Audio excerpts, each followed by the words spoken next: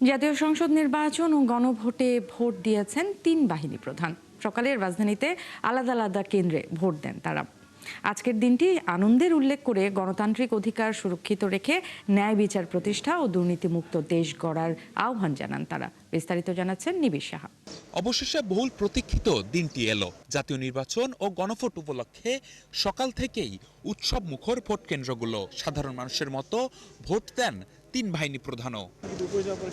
সকালে Baridhara scholars international school and college কেন্দ্রে vote দিতে আসেন নৌবাহিনী প্রধান অ্যাডমিরাল নাজমুল হাসান। তার প্রত্যাশা, নবনির্বাচিত সরকার অতীতের মতো ভুল পথের পুনরাবৃত্তি করবে না।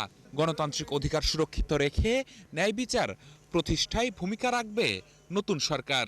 আমরা অতীতে যেই ভুল পথে গিয়েছি, যেই ভুল পথ অতিক্রম করেছি, ভবিষ্যতে যাতে একই জিনিসের পুনরাবৃত্তি না হয়, মানুষের গণতান্ত্রিক অধিকার যাতে সুরক্ষিত থাকে এবং দেশে শান্তি শৃঙ্খলা যাতে বিরাজমান থাকে, একই সাথে ন্যায়ের বিচার যাতে প্রতিষ্ঠিত থাকে এবং যে কোনো প্রকার দুর্নীতিগ্রস্ত ব্যক্তিদেরকে যাতে শাস্তির আওতায় আনা হয়।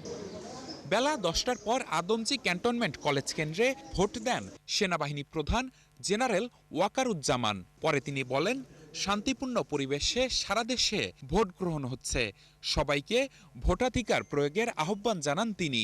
আমরা গত 1.5 বছর ধরে এই দিনটার অপেক্ষায় ছিলাম। একটা সুষ্ঠু নির্বাচন, আমার কাছে যে খবর সেটা হচ্ছে যে অত্যন্ত শান্তিপূর্ণভাবে নির্বাচন চলছে।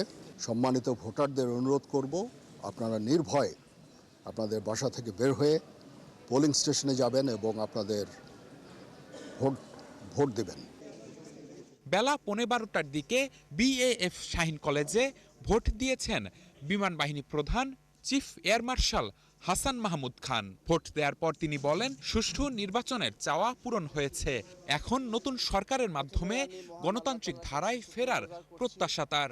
আমরা যে স্বপ্ন দেখি আমাদের বাংলাদেশের স্বপ্ন যাতে পূরণ হয়, আমাদের যাতে একটা নিরাপত্তার দিক থেকে আমরা যাতে একটা শক্তিশালী দেশ হই এবং আমাদের যেখানে যেখানে আমার দুর্বলতা আছে, আমরা জানি অর্থনীতিতে দুর্বলতা আছে, এবং বিশেষ করে নিরাপত্তা, জনগণের নিরাপত্তা, এইসব বিষয় ওনারা অগ্রাধিকার দিবেন এবং আমাদের সবার স্বপ্নের বাংলাদেশ ওনারা ফিরিয়ে দেবেন আবার, এটাই আমি প্রত্যাশা করি। অনেক বছর পর উৎসব মুখর এমন নির্বাচন দেখছেন বলেও জানান বিমান বাহিনী প্রধান। অনেক বছর পর একটা সত্যি উৎসব মুখর ভোট দেখছি, যেটা হয়তো বা আমি একদম ছোটবেলায় দেখেছিলাম। নিবিড় সাহা, 71, ঢাকা।